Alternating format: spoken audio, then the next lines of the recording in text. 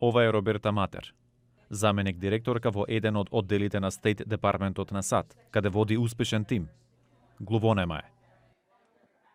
Но тоа за неа не е пречка. I think the biggest obstacle Најголемата пречка за лицата со попреченост е да ја преминат вратата и да добијат работа. Важно е да добијат можност да се докажат. Таа неодамна беше во Гласот на Америка, каде зборуваше за своите искуства како лице со попреченост и за предизвиците со кои се соочила. one of the challenges is the fear of the unknown. Еден од предизвиците е стравот од непознатото и од тоа што е различно. Тоа е природна реакција кај луѓето кога се сретнуваат со лица со попреченост. Свеста кон лицата со попреченост во САД е на високо ниво. Затоа укажуваат и бројните рампи за пристап пред институциите, адаптираниот јавен превоз, закосените приоди кон тротоарите, но и самите граѓани.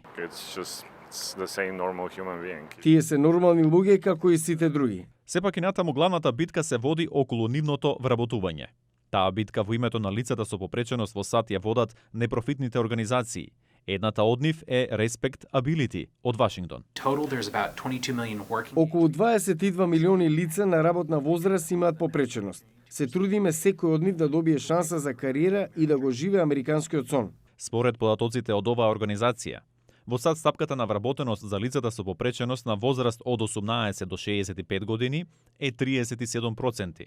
Ситуацијата почнала да се подобрува и само лани првпат имало 100.000 нови вработувања за овие лица. Паули нагласува дека тоа не е доволно и дека всушност општото намалување на невработеноста во земјата ги потикнало работодавците да бараат свежа работна сила и меѓу лицата со попреченост. Employers don't know where else to look for. Работодавците не знаат каде на друго место да побараат работници, па се свртеа кон нетрадиционални кандидати, како што се лицата со попреченост. Во прилог кон вработувањето на овие лица оди и законот од 1990 година, наречен Американци со попреченост.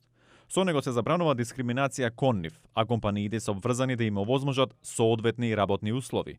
За Ана од Полска, која размислува за свој бизнис во САД, тоа не би било проблем. They will come with some kind of resume to Ќе дојдат со искуството што го имаат и ќе ми кажат што можат да работат. Ако одговараат на позицијата, нема проблем да ја добијат работата. Зголемената потреба од човечка работна сила засега им оди во прилог на лицата со попреченост во САД.